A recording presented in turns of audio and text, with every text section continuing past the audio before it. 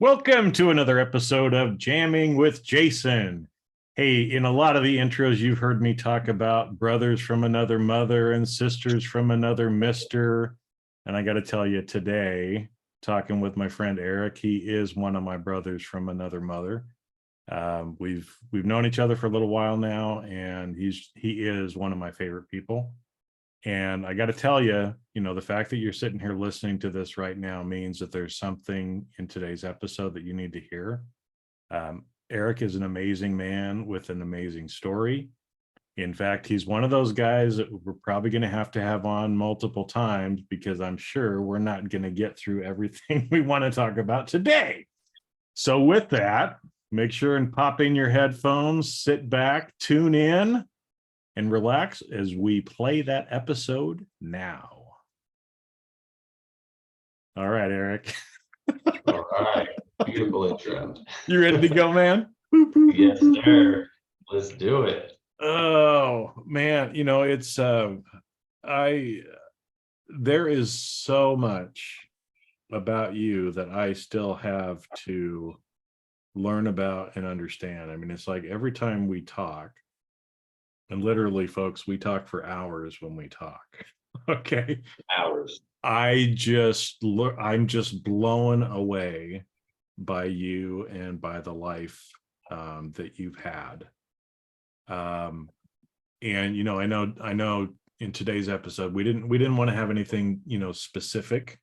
We just kind of wanted to let the conversation go where it feels like it needs to go. But maybe if you just take a minute or two and just kind of give people just a really high level of who you are, because people that know you, right? But a lot of the people that don't, I mean, how do you kind of describe who you are to people in a little snapshot so people can start getting an idea of who you are? Awesome. Yeah, I think that's sort of a two-part answer because in this 3D world, we have to build credibility for ourselves, and we do that through all of our accolades. I'm a so-and-so, I'm a title of this, I'm a doctor, I'm a whatever, right? Yeah. I mean, obviously, we are, you and I, especially soul brothers, we've known each other for many lifetimes. And we are truly cosmic beings here having this physical experience. And I think the most important side of me is the spiritual side, where I believe in frequency and vibration and energy, and I believe in all the things that are magic in this world. And I believe that nothing happens by accident. And as far as who I am with my accolades, I'm a serial founder. I've been starting businesses since I got out of high school, and for a financial business doing mortgages. I currently own a financial business doing credit card processing. I own a fintech company building software for the financial industry. And I am the most amazing dog father that you've ever seen. My son, who's sitting behind me, Steele, just had his 5th birthday yesterday, and we took the day off and celebrated the whole day. We hiked the mountain together and just had a great time. So that should give you a little bit about me. Well, and I think that's important, like you said, because I think that so much of the time, like you said, we get stuck in the 3D and the accolades, and we're trying to like impress everybody, right? With what we do and what my job is and what I've accomplished and all that kind of, it really is kind of bullshit at the end of the day, right? Because it's not who we are. It's not who we are, even as a human being, let alone as a cosmic being. It's not who we are, right? But that's how we tend to introduce ourselves to everybody else. And it's kind of interesting because I don't like getting put in a box. And so even for me, it's like that. When people ask me, I kind of give them this like runaround because I don't even know what to tell people, because I'm a multi-dimensional kind of person in all different ways, right? I mean, I'm not one thing or 5 things. I'm lots of different things. And that's kind of where you were headed, and kind of the way that you're trying to explain yourself as well. It's a very difficult question to answer if you really understand yourself and you understand your mission on this earth. Like, that question could take hours and hours to answer, like who you are. And so, which is probably why we all tend towards the superficial, because it's so much easier to say, I'm a CEO, than it is to really say what you are. But I think for the purposes of this podcast, it's important not to focus on that surface level information. Well, and I think I know for a lot of people, myself included, right? I mean, to not be superficial is sometimes a little scary, right? Because it means we have to actually let people in. We have to kind of show them who we are, or share something about ourselves that a lot of time kind of leaves us open and vulnerable, right? And I don't know if I mean, do you experience the same thing? Is that Oh yeah. Oh yeah. I mean, it's taken me years to get myself out of the 3D sort of rabbit race and really start connecting with people on a soul level. It really has. Because my first, I fell into sort of a shamanic death, if you will. My first one was, I was 26 years old. I owned my own mortgage company. I was making tons of money every month, hand over fist. I had come from a troublesome background as a kid, growing up really poor in the projects, ended up homeless and in the foster system, which a lot of that. But I always thought that money was going to solve my problems. Like, when you're poor in the projects and you're growing up that way, it's like money is all you need.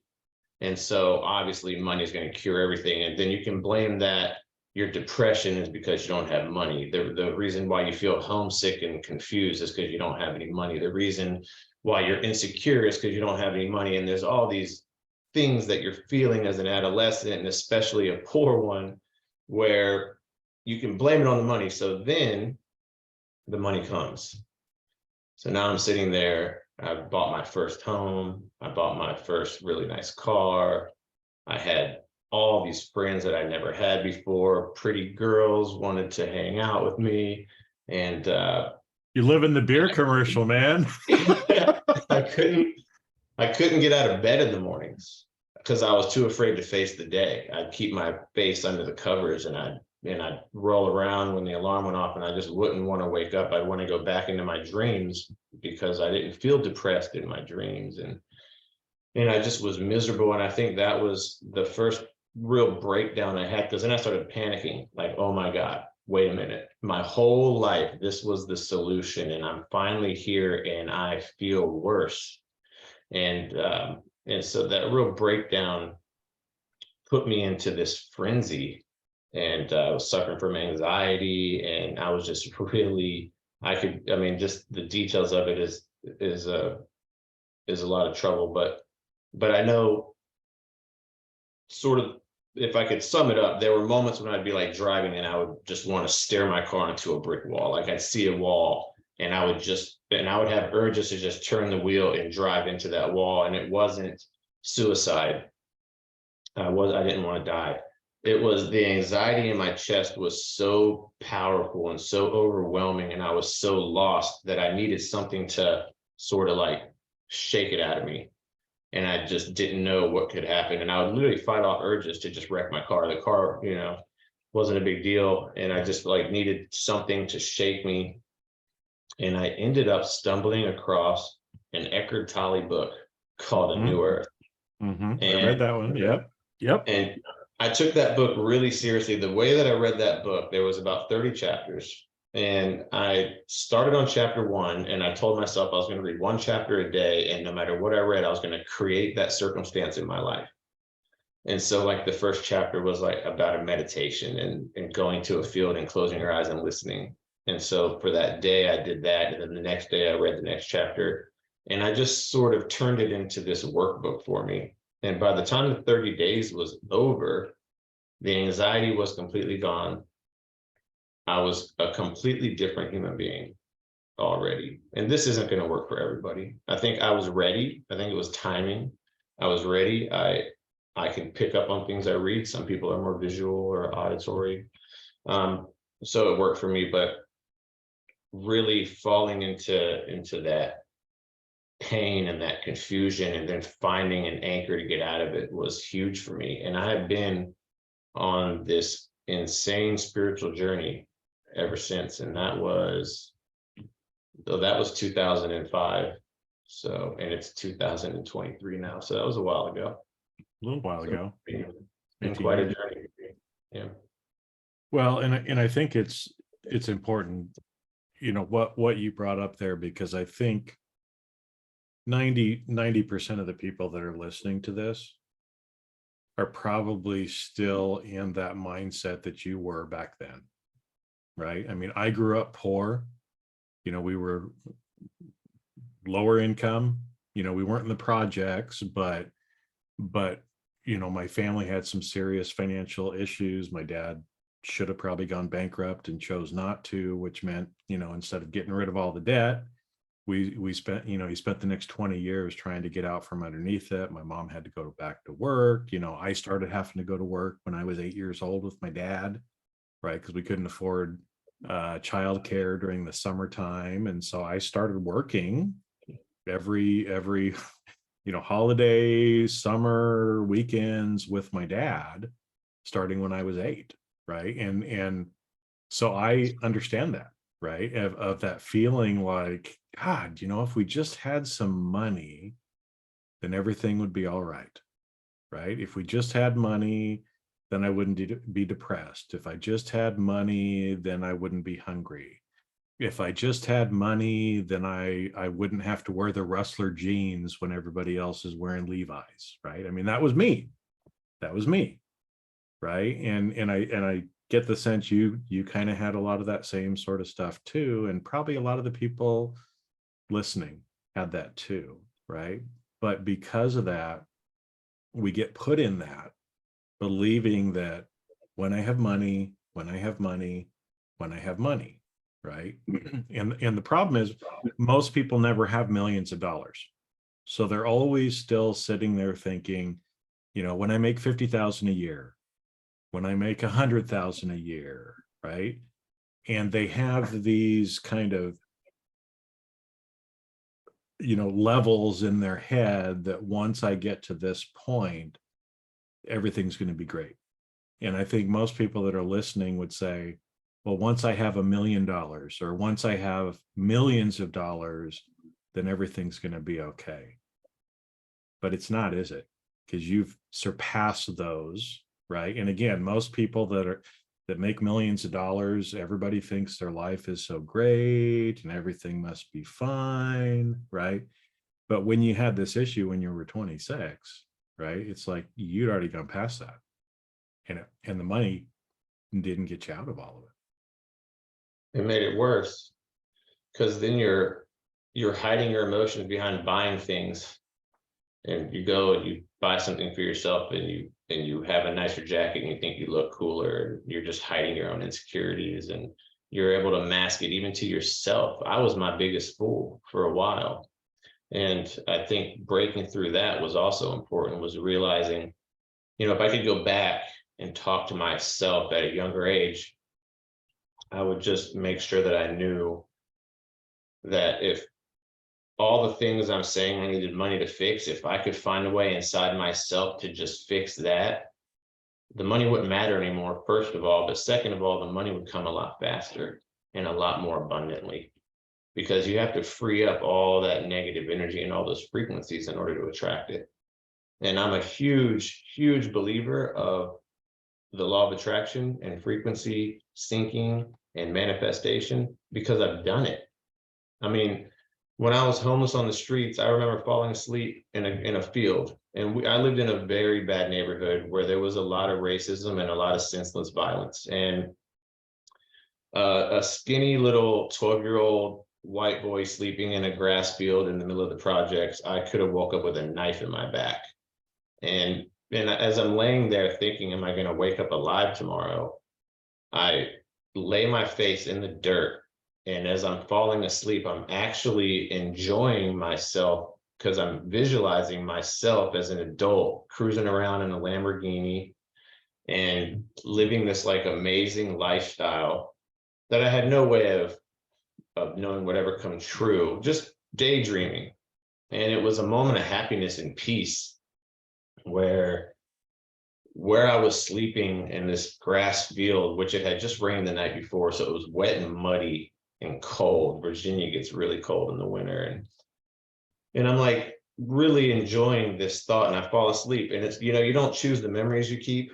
I think back to my childhood, and I maybe have 20 or 30 memories out of all those years, and you don't know which ones are going to stick. And I had no idea at the time that this was going to be a pivotal memory for me, but then in the future, I do have the Lamborghini, and I know that I manifested it in that manner. And that's just one small example of something that started a long time ago as a kid, obviously, but the energy sinking is real, which is why it's important to live in gratitude for every moment and not just your money. And, I'm in gratitude every single day for the simplest things. I know you do the money or the water blessings. Every time you take a sip of water, be in gratitude for that. Every time I pet my dog, I'm in gratitude. Every time I go to the gym and I can use my muscles, I'm in gratitude.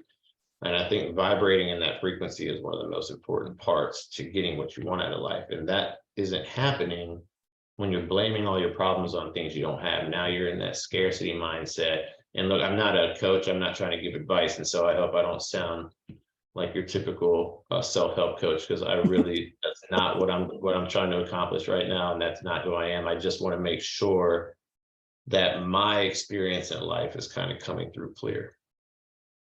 Well, no, and I think, and that's one thing that I appreciate about you, and that I do try to do myself. I mean, I've never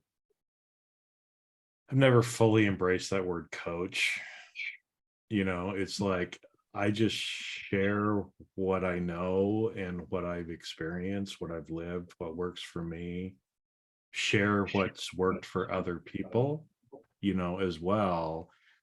And so, again, I mean, people can take it, they can hear it, they can do something about it, they can not do anything about it. I don't care, right? I mean, everybody has free will and free choice on what they want to do, but especially for those people that maybe aren't a little familiar, because I know you've used the term energy sinking a couple of times, to just maybe kind of in your own way kind of explain this to people, because as there's a lot of people out there talking about law of attraction and abundance, and they're using all these words, but you and I know 80 to 90% of those people that are out there spilling their guts and using those words, they have no fucking clue what they're talking about.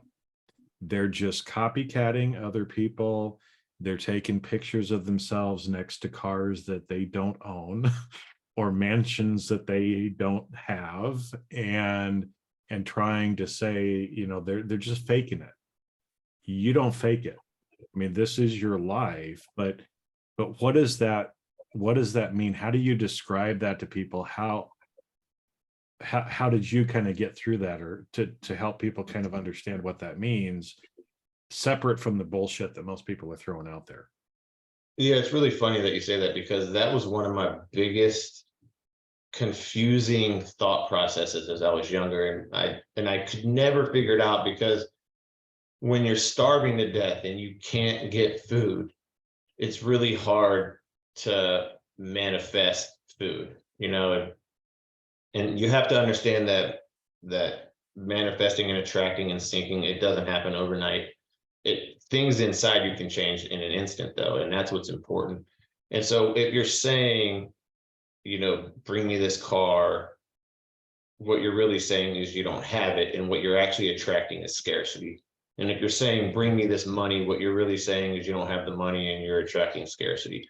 And so a lot of people that are using the law of attraction are using it backwards, and they're actually repelling what they're trying to attract, and they don't even know it.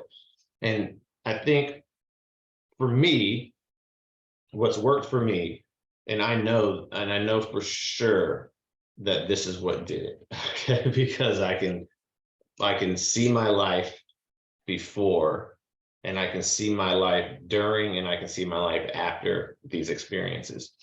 And so when I was going through scarcity and I had a chip on my shoulder, and I was doing all the wrong things, and we can go more into my background and give people some clarity on what I'm talking about, because I really did learn the hard way, and I really did.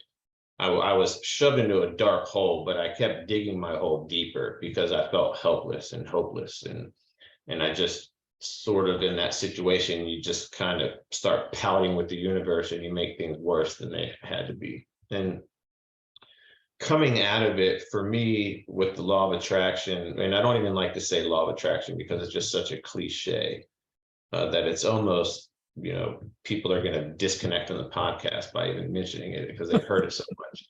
The truth is if you want a better life for yourself, you have to be that better life before it shows up, so that you can sync to that frequency. And that doesn't mean, oh, you have to make $100 to gain $100 to sync to the frequency. It means this: if you really want to focus on the law of attraction, close your eyes for a few moments before bed at night. This is what I do: is I'll close my eyes and I'll visualize my life right now. And I didn't make this up, so I'm not, but I'll visualize my life right now.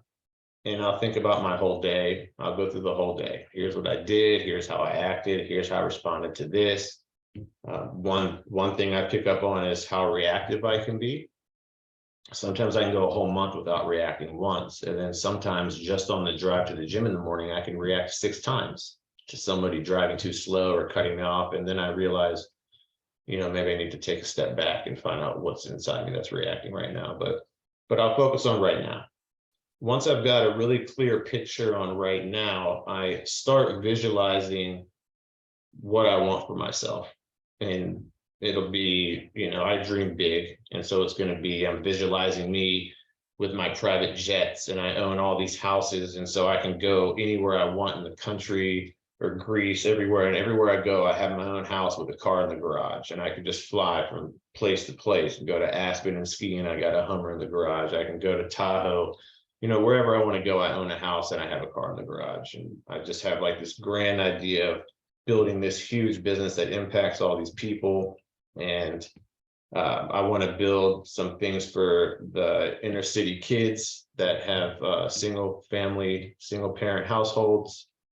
I want to build like sort of an after school program for these guys where they don't have to pay to be there, and they can get boxing lessons and stuff like that. Just fun stuff that I want to create, and I want to impact thousands of people. So I visualize this as if it's happening right now, and I can see myself flying to these places, and I can see myself, and these are my dreams. People can visualize whatever they want for themselves. They can just be visualizing, I want to be able to have a hot meal for my kids that didn't get microwaved. Who knows what their next step in abundance is. But the whole time that you're visualizing this lifestyle, you're tuning into who you are in that moment. You're feeling the joy and you're feeling the gratitude. And you're like, damn, this feels amazing. I can have anything I want. I can go anywhere I want. I feel so accomplished. People like me. People respect me. And you're feeling what it feels like to be in that role. And you're really getting into character inside your mind. Then you sort of switch into this like third screen where you're back in today's life. Here you are now. But in this life, you're being the person from the last screen. So how can I be here right now? I'm not a billionaire. I don't have all these homes. I don't have private jets, and I haven't impacted 100,000 kids in the inner city like I want to do. I'm not anybody's hero right now. But I can act like I am and vibrate at that frequency so that I attract that into my life. That becomes a reality in my life because of frequency syncing. And so by being that person in the now, that person becomes you in the future. It's like a magnet. But if you're sitting here and you're saying, I want $100, what you're really saying is, I don't have $100. And now that's what you've created in the future for yourself, is I don't have $100. Right? So you have to be careful what you're doing with the law of attraction. And I never speak an ill word about myself. If I'm sick, I won't say I'm sick. I don't feel good. I'll say something else. I'll say something along the lines of, like if I am actually sick and I can't like function, I'll just say I need some rest, or I'm gonna take some rest. I'm not on all my cylinders today or something, but I don't allow myself to speak ill towards myself in any circumstance at all, no matter what. And if somebody asks me how I'm doing, I could be having the worst day, or I could have one of those reactive days where I just reacted to 7 people on the freeway for no reason. And I'm standing here irritable for no reason. I can't figure it out yet. And someone says, "How are you?" I feel like $1,000,000. How are you? Because I'm not going to say, "Man, I feel like irritable shit right now." I'm not going to say it. And so there's those little things, we have to watch our words. And you have to watch your thoughts. You don't want to think it either, because your thoughts are outside of you.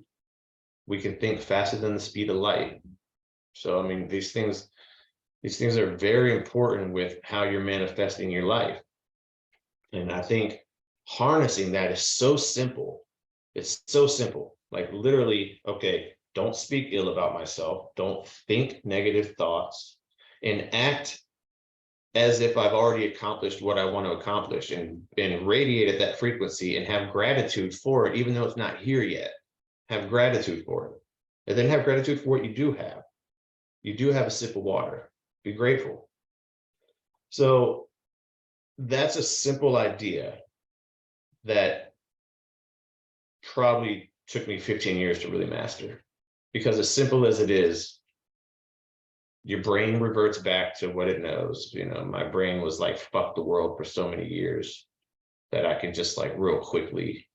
And so it took time. It takes time. And the most important thing that it takes is attention.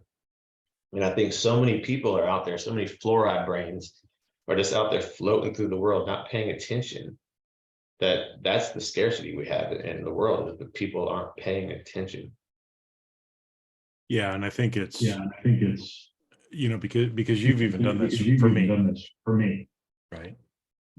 Is where sometimes I said something's come out of my mouth, and you've caught me on it. Yeah. And I didn't even realize I was saying it, right? But sometimes that just happens.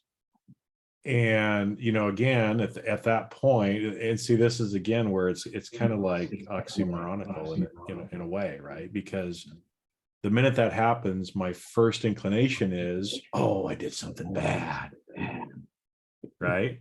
Well, that's another negative thought. It's like, what am I doing? No, right? Okay, right?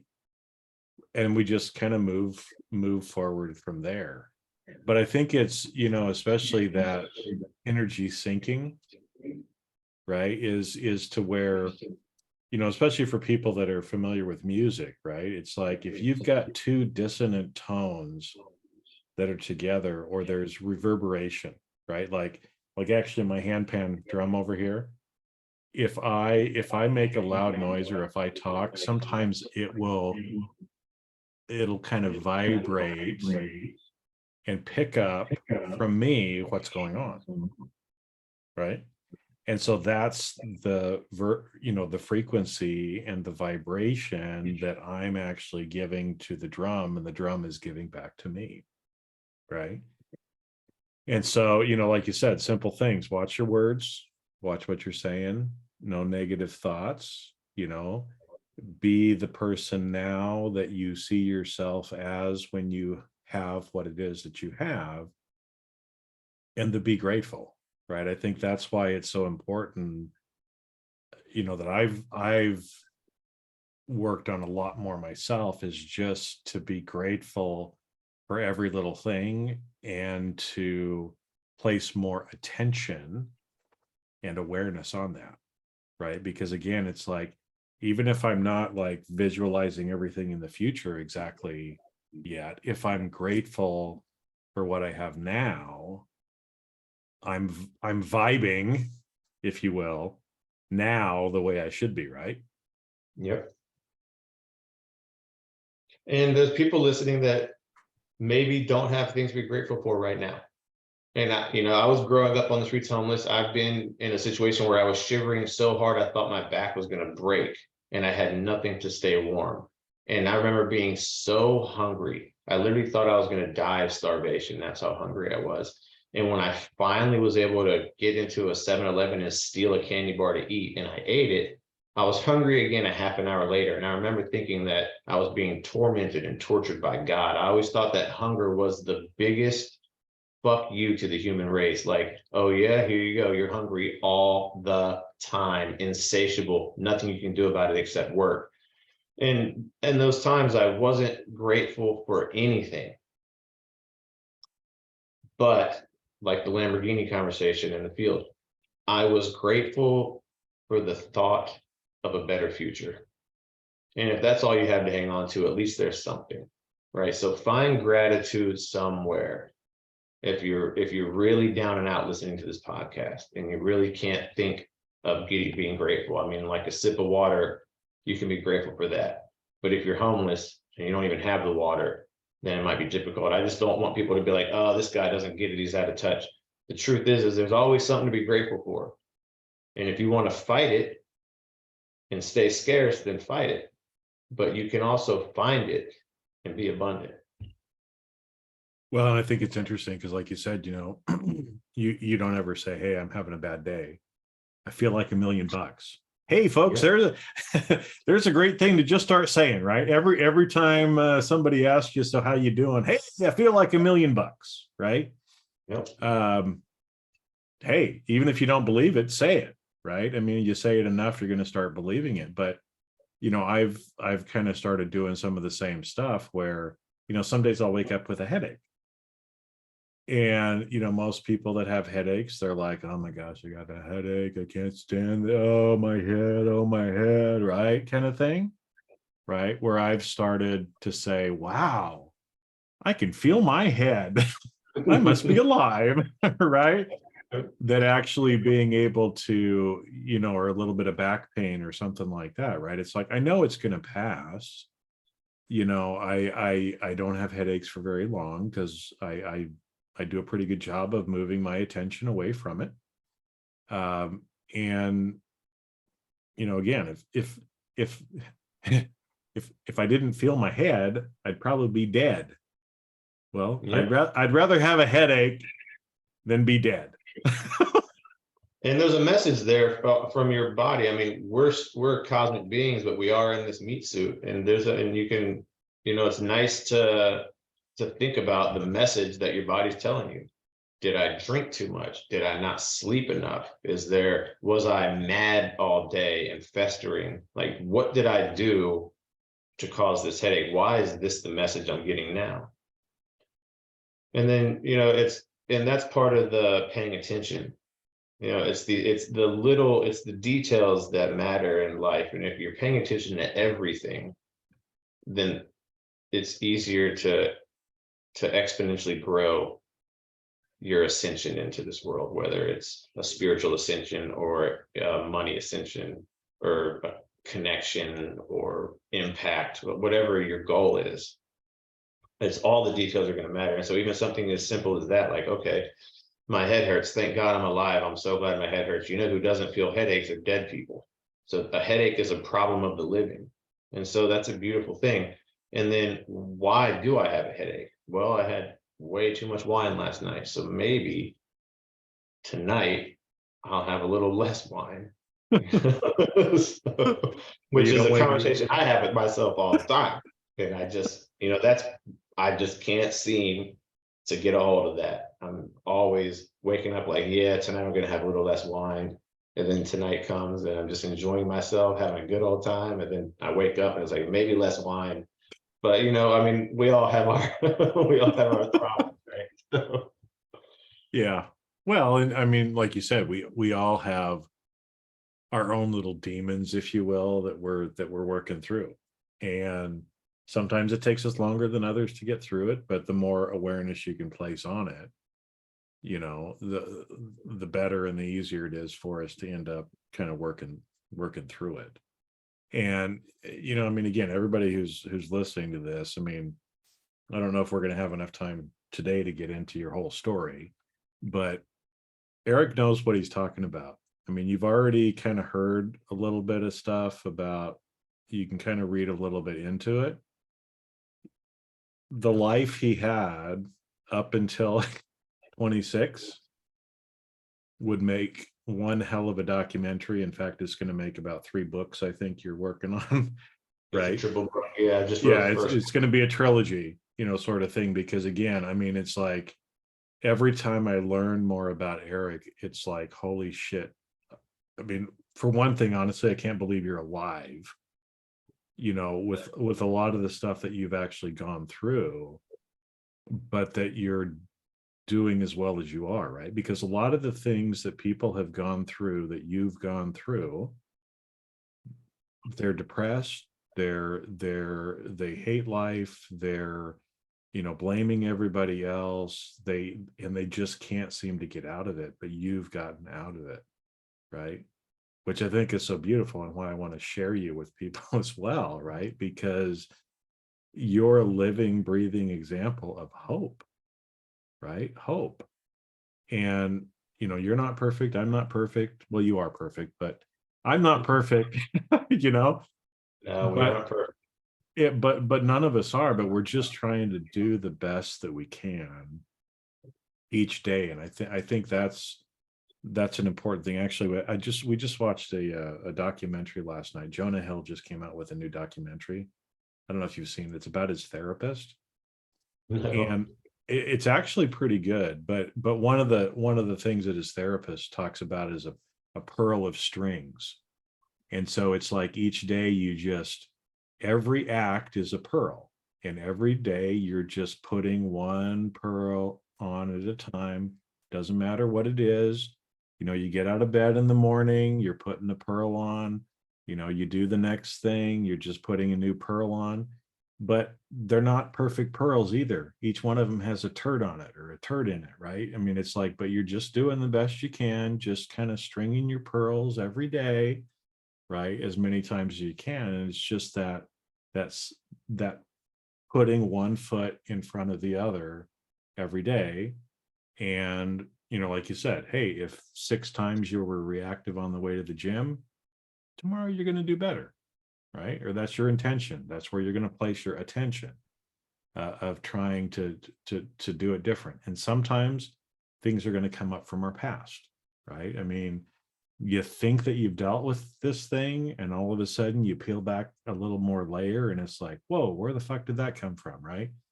Because I wanted to bring up the pennies in your pocket, because I know we've talked about this, and I think this is such a great metaphor, but it ain't even a metaphor, right? It's like, it's what we're all living too, Truly. right? So can you kind of explain the pennies in the pocket and kind of what that represents?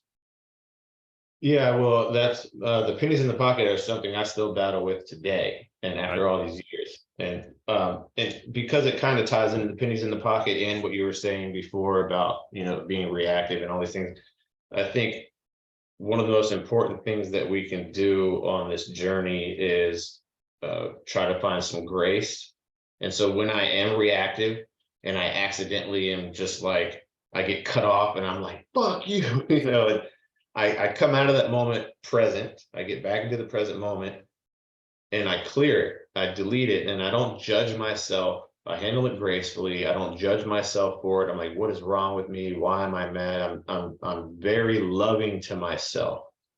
And I always make sure that I'm handling these situations with grace. And so people who are on this path and they start taking a step backwards and forwards and backwards and forwards, it's just really important to find that grace. And that also is one of the things that took me the longest to find, because then you'll start identifying as a fuck up or as an angry person. Like, you don't want to identify as anything. And so that grace and that love, that self-love is really important. But going back into the pennies in the pocket, as we start self-helping ourselves or getting past experiences and moving on, we will oftentimes think that we've overcome an obstacle because we've buried it so deep. We've basically taken something traumatic in our lives and we put it in a pocket like a penny in your pocket. Okay, so if you imagine all these things that you're going through that bother you, and everything's relative. So one person could have gone through something and somebody else something that seems so simple, but it's equally as emotionally draining and traumatizing. So you have these pennies in your pocket that you think that you've overcome because you didn't actually work on it. You didn't actually relive it, release the trauma, release the emotions. You just buried it. And so what happens is you end up thinking it's gone. And then one day at some random moment, for some random reason, you stick your hand in your pocket and oh, there's that penny, you found it. And then you have to relive that experience over again, or because of it, you're angry, you get in a fight with your lover, you know, yell at your kids, who knows what you have going on in your life, but you become reactive and angry, and then you sort of live with this baggage and all of these problems that are sort of following you around like a black cloud, and you never know when they're going to appear because they're always there. And so it's just really important as things come up for you that you don't bury them. And I buried a lot of things and that have come up at the worst times. And like you said, we don't It have time. always does. but man, I've had some things happen that were triggered because of these pennies in my pocket that I didn't know were there, and they sneak up on you. And it's very important to really understand the difference between burying something, being like, oh, I'm woke now, I went and did an ayahuasca journey with a shaman and I killed my ego, so there's nothing there. And that's bullshit. Okay, you're definitely carrying these pennies around. And so just as they come up, it comes back into the grace. You know, maybe you get reactive, maybe you get angry, maybe you start crying. And Jason seen me cry. So, You've seen me cry. yeah. I know. I was like, are we going to be crying today? I don't know. I'm sure we will on a future episode at some point. So. Yeah, it gets heavy, but and so I think my biggest hurdle right now, because I don't have it all figured out, and we've discussed this, is that there are some pennies that I am so strongly identified with and also so guilty about that I can't throw them away because my self-identity like revolves around them. And some of these are so traumatic and so painful. These are the ones that I should be getting rid of first. And I've tried to relive them and get rid of them, and they keep coming back. And I just am literally unable to get these pennies out of my pocket. Able to, I know how to, because all it takes is a decision. You just have to decide. And that's the funny thing, is it's really that easy. Is I can just like, it's gone and never deal with it again. But because my identity is so wrapped up in these experiences, it makes it very difficult. And I think that's the ultimate enlightenment and the ultimate freedom, is when that identity is finally gone, ego is gone, and all those pennies are gone. And you're just a free spirit. You're a floating ball of light in this world, radiating to others, and which is how I visualize myself. And these pennies don't come out often. So you might think that I am this ball of light all the time, but when the pennies come out, they come out pretty hard. And so I think that's my next step, is like, how do I take a step back from carrying these experiences around and not allowing them to go. Yeah, no, because I've thought about this a lot since we talked about it, and you kind of brought this up as an analogy, right?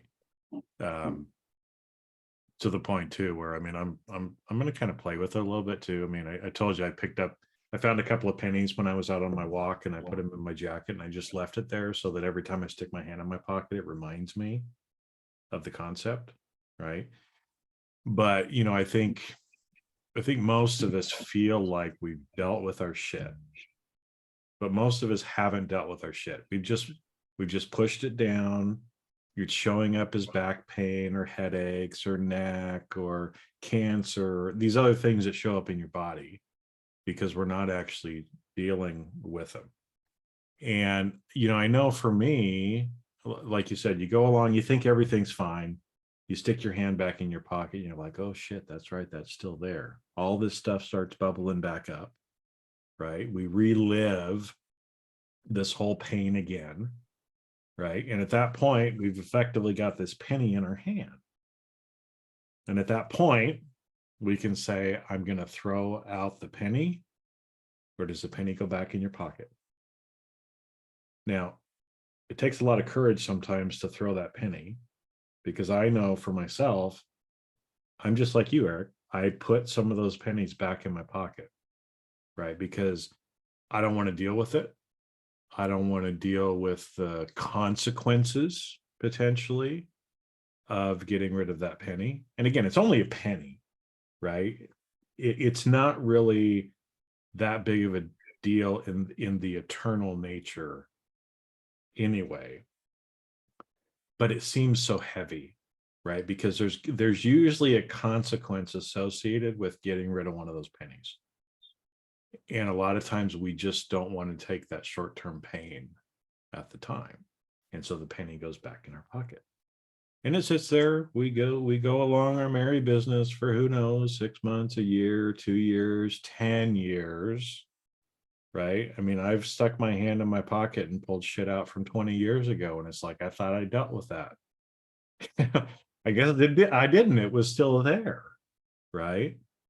But you know that we're all that way. And again, it's just more of that awareness, right? You want to put the penny back in your pocket, put the penny back in your pocket. But you're going to find it again later, right? Or you throw it out. And I think what I'm going to start doing too is literally, I mean, I got a whole, you know, one of those old Coke bottles that you put all your change in. I got like a whole thing full of pennies. So I think I'm going to start actually pulling out pennies and physically using the pennies as a way to get rid of shit. Clean them all up. Work out my frustrations on those pennies. If I need to put a, you know, write on it or whatever, and then throw that fucker out, right? Yeah. Or leave it for somebody else to find on their walk, or throw it in the ocean, or throw it in the garbage. But to actually make a physical representation and physical manifestation of that thing that I'm getting rid of too, right? Because there's a lot of stuff in spiritual practice or other things like burning things, right? Is kind of cleansing and transmutational, transformative as well, that I'm going to start playing with it. Because I think I've done it. Have you, and you've actually physically done that too, right? Oh yeah, I've done it. And so if you want to be abundant, you want to pick up all the pennies on the road, and you want to save money to be abundant. Like if the universe is giving you money freely and easily, you want to accept it. That way the universe will keep giving you money freely and easily. So so you do want to make sure that if you are leaving the penny out, you leave it out for somebody else to pick up. You know, then you're part of the INI of the universe. I wouldn't throw it in the dirt or throw it in the ocean, because somebody else could pick it up and they could receive abundance from it. So I do, but I've thrown out hundreds. I mean, I'll pick them up off the street because I live in abundance. And if I get money freely and easily, I want that. And so I'll pick it up and I'll hang on to it, and then I'll assign it to something that comes up, and then I'll get rid of it. And it really is as simple as deciding and just walking away from it, treating that traumatic experience like a cloud in the sky, like it's going to float by. You can't reach it, you can't grab it, you can't hold on to it. It's just going to blow by and then it's gone. And so you're holding that penny, that's that cloud in the sky, you're letting it blow by and then it's gone. And it just never has to come back again. And even if the idea comes back, you're not deleting memories. Even if the idea comes back, it doesn't emotionally affect you because you've given up the trigger. So I think that's an important thing, is to physically experience that. And then you'll finally end up with those few pennies that you can't get rid of. And for all kinds of reasons, I've got dead people that I'm afraid to get rid of the penny. Like I owe them sadness, you know. And if I get rid of that penny and I get rid of the emotional trigger that I'm no longer sad for them, then it was a waste of a life and I owe them sadness, which isn't fair to them or me, really. So those pennies will be gone soon. Well, but There's I think I wanted to touch on that just a little bit though, because again, I think I think that's an important part of the whole thing, right? So like if we take that example, Yeah. somebody that you know who's died, and you still feel sorrow for whatever reason at the loss, at the way they died, whatever it is, right? But there's some sorrow about that person dying, moving on, that you want to still hold on to, right? But in order to let it go, we have to feel that sorrow, right? And that's part of the process. Because again, I don't want people to just think it's like, oh, I'm just going to pick up some pennies and I'm just going to, you know, I'm going to walk 2 streets over and I'm going to drop them and then they're gone, right? It actually has to be this emotional release, because we still have to push through those emotions. Now, instead of feeling it like every time you reach your hand in your pocket and you're living this for years, right? We can move through it quicker, but we still have to move through the emotions, right? So what does that kind of look like? It's just a mental difference. It's so when we cry and we're upset and we're burying it, it feels different. So, you know, when I'm upset about something in the past, you know, I've cried and buried it and internalized it and then identified with it. And that was my guilt and my sadness. Versus when I've worked things out, I've cried and I've released it and I found gratitude in it and I thanked it and I loved it. And it's not fair to these people that have died either, you know, because they're at a better place and they've ascended and it's part of the cycle of life and it's Ini of the universe. And so they get to have that honor, and our honor's coming very soon. And so it's not worth bearing into this shameful or painful experience. So it's really just about the mental concept of holding it and burying it and being upset or pissed about it versus finding that gratitude, releasing it with love, with an open heart, not letting it go because it hurts you, not letting it go because you feel like this is what you have to do to find that next level of spirituality or growth in your life, but truly letting it go out of true love and gratitude and just honoring it is probably the most powerful and profound way to do it. And me even knowing this stuff and doing it in the past and I've released so many traumatic experiences that would just blow your mind. And the ones I hang on to are just so close to my heart. I almost enjoy the pain. And that's the thing is I love thinking about, you know, like my grandfather, for example. When I was homeless, he was helping out. We couldn't live with him because my grandmother had Alzheimer's. My grandfather suffered from strokes. They had their own separate bedrooms in this tiny little condo and they couldn't help us, but they owned the house that I was raised in, right? So when my parents ended up going to prison, and we can circle back to the real stories later, but ultimately my parents are in prison and I'm squatting in my house I was raised in the 6th grade, and my grandfather is coming over and he's bringing groceries and making sure I get up for school, and he's doing all these things to help out as much as he can, even though he can't take us in. And he comes over, I stood him up for dinner one night, and he comes over, he had taken like our BB guns and stuff when my parents first went to prison. And we were upset about it. Me and my twin brother were upset about it, and we expressed our upset, you know, that we were upset about it. And so we stand him up for dinner and he leaves my grandma's house. He leaves his house crying. The last thing he says to my grandma is, "Those poor boys, they don't know where they belong." And then he comes over with all of our stuff. So he like shows up to the house and he's got our BB guns and all of our stuff in the back of his car, like he was going to return it to us. And as he's walking up to the house, he has a stroke and dies in the front yard. And that was like our last line of defense into this cold world. Like he was the last person that loved us, the last person that was taking care of us. And then we felt like if we didn't stand him up for dinner, he wouldn't have been so stressed out that he died. And there's like all this pain that goes around it.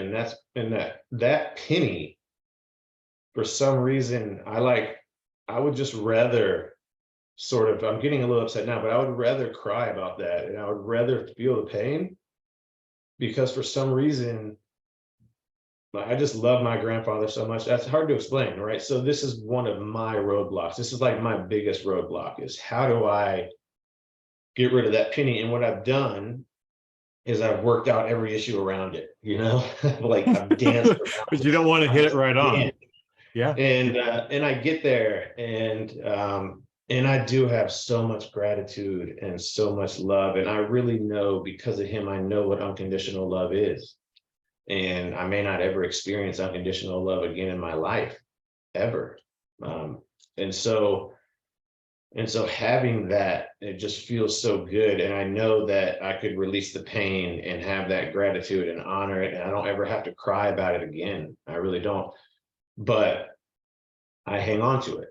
And so, you know, these things happen. Like I said, I don't have it all figured out. But I've gotten pretty far, and I'm only just beginning. Well, no, and I think that's thanks for sharing that, because I know it's a personal thing. I don't know if you've ever shared that publicly or not. No. But I get it. I understand. I mean, you're still, you love your grandfather, you want to honor him, honor the sacrifice that he made for you.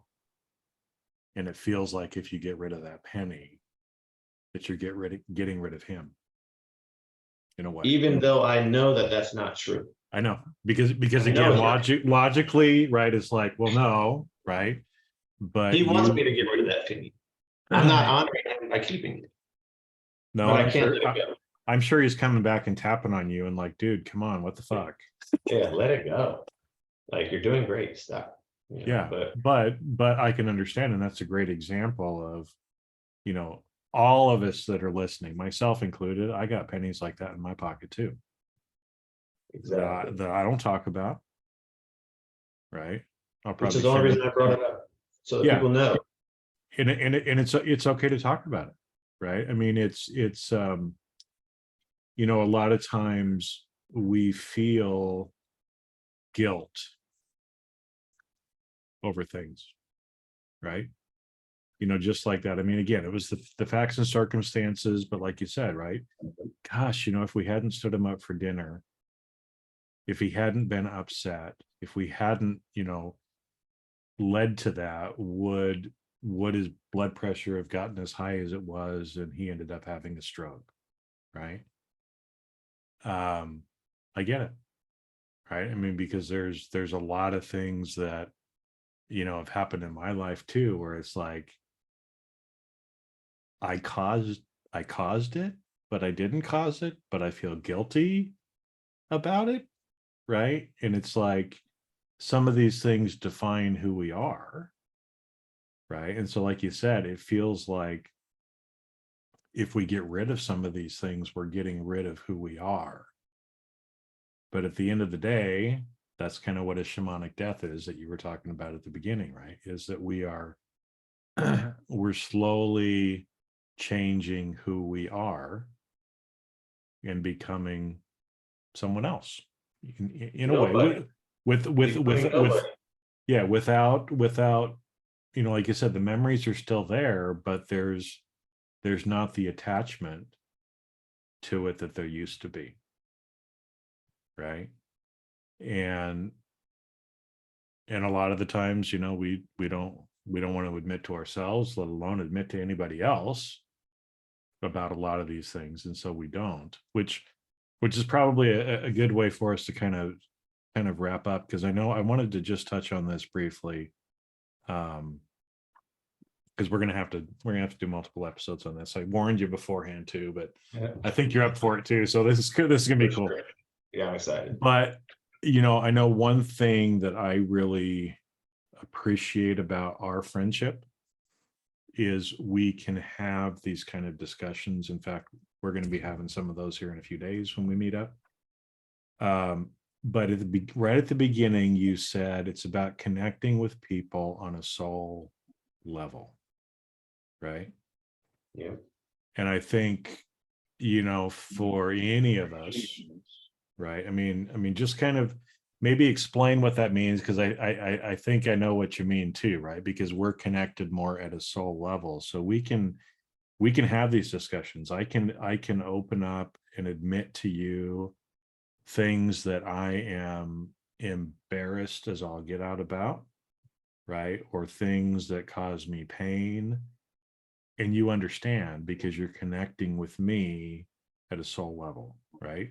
Yeah, as a brother, here as well, but at a soul level. And the same thing for you to me, right? Because we've had some of these discussions before and we're going to continue to, right? Of having people in your life that you can have these real conversations with. Again, at the beginning, we talked about people being kind of superficial. So what does it look like to actually connect with people at a soul level? How do you do that?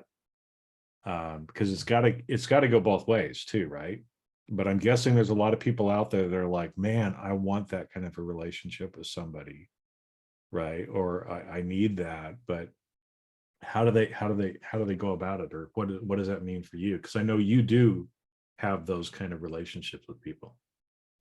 Yeah, and it's in my court. I create it the same way you can and everybody else can. And I think there's really complicated ways to discuss it, but the easiest, if you want to connect with people on a soul level, then you have to give to them, radiate to them compassion and love. And if you're sitting there and you're thinking in your mind compassion and love for this person, they're going to feel that vibration. They're going to see it in your eyes. They're going to trust it. They're going to know it's there. And I live my whole life that way. Everybody I encounter, I think of that. And in the beginning, when I still had a chip on my shoulder and I was still pissed off and I was trying to work on this, it's really helpful. And this is, again, something I didn't invent this, but for me now, it's become so natural. I love everybody and I'm compassionate, and we can sit together, and I truly, from the bottom of my heart, love connecting with you, and you're safe with me and you can tell me anything. I'm never going to judge you for it, and that's part of the compassion, is it's a lack of judgment. If you have trouble doing that, you imagine the person that you're sitting across from, somebody that you love dearly. And so, I have a female from childhood that I grew up with that I love dearly, like a sister. And when I'm dealing with women and in a business conversation or personal life or any situation, and I'm in the beginning, when I wanted to make sure there was a certain level of compassion and respect and trust in that relationship, I would initially pretend like that person was sitting in front of me. Instead of reacting or judging or trying to fix things, I just accept that person, love them, and I'm just ready for it. And that helps when you get cut off on the road too. Imagine someone you love is driving that car. And so there's like little things that you can do to help build compassion and love and respect towards others. And if you're doing that, you're going to attract more of those compassionate people, and then you're just naturally going to have these deeper connections and these better conversations and a better quality of friendship coming, because there's no way that a loving, compassionate, heartfelt person is going to end up surrounded by a bunch of angry dogs. You know what I mean? So like, that's the biggest shortcut. If there was like an answer with a shortcut, in my opinion, that's going to be your shortcut. Well, and that's a good shortcut, just like the one that we talked about before with manifesting. The shortcut for that is just be in gratitude as much as you can. Yeah. And let's not discount it by calling it a shortcut either, because it's so powerful. It's so powerful. And it's work. It still is work, right? It's simple work in that it doesn't take a lot of time, but it's still sometimes hard work, right? And like it's always attention.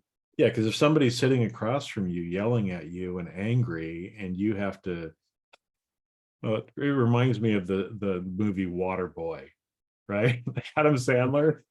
And there's a part in there where, you know, the coach, you know, and him, they're like looking at somebody else and they're imagining like this mean guy has like this cute baby face and like, oh, cute, oh, you know, kind of a thing, right? But it's like that when somebody's, you know, doing that you're seeing them and you're giving them compassion and love like you would a child or someone else that you love, right? Your dog even, right? I Yeah. mean, who just someone, something that you do have that compassion and unconditional love for, and just start radiating that out, because like you said, you'll start getting it back as well, right? It's a great stepping stone. I don't have to do that anymore, but it was the only way to do it in the beginning.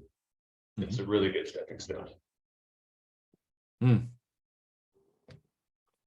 And there's one of those compassionate, unconditional love little guys right there in Steel.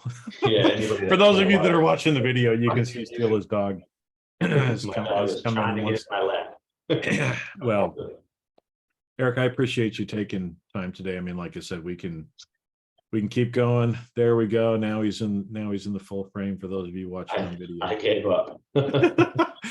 But you know, anything else, I really do appreciate you. I mean, I appreciate what you've done for me, and I know what you will continue to do, you know, with me, and that I hopefully will do for you too as your friend. But for sharing too, because again, I think, like I said, there's a lot of people out there that are copycatting, that are charlatans, that really don't know what they're talking about. But you're the real deal, man. I mean, you've lived through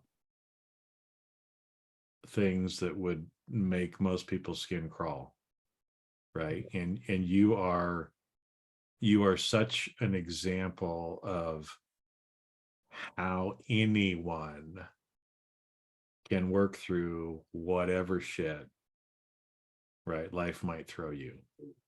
And so I really appreciate you. I appreciate you coming on and sharing with other people, because I think a lot of times people just need a little hope and a little, you know, a little nudge, like, hey, if Eric can do it, then I can do it too, right? I mean, and I'm not, you know, I'm not sleeping in a wet field in the middle of winter in Virginia because I'm homeless and starved, right? I'm not even that far off. He did it. I can do it too, right? And it's even just doing some of these simple little things that you talked about today is one step in the right direction, right? Having gratitude, seeing what you did during the day, giving yourself some compassion and grace, you know, giving compassion and love to other people, and just trying to spread that all around. So any final things that No, you I want to get mean, out today before we have to shut off? no, I appreciate, thank you for seeing me, and thanks for being a brother of mine and connecting with me in this life. It's an honor to know you, and I'm stoked to come back on and share more. We can get into some real pain down the road and really discuss how to break through it. So it'd be fun to have more conversations. But Well, today was and I'm excited for all the stuff that you're working on too, because again, I know some of the vision of how you want to help change this world, which, I'm very excited for. It's coming very soon. yeah, it's coming very soon, and I'm excited to start helping to share that with other people as well, because yeah, this world needs some help. Any little thing that we can do any day, even just smiling to somebody and not flipping them off, you know, when they cut us off in traffic, right? Every little thing, every little pearl, you know, is a step in the right direction. So thank you. Bottom of my heart, man. Yes, sir. We'll have you back again. Awesome. All right. All Thanks. right. Love you, brother. Love you too. Peace.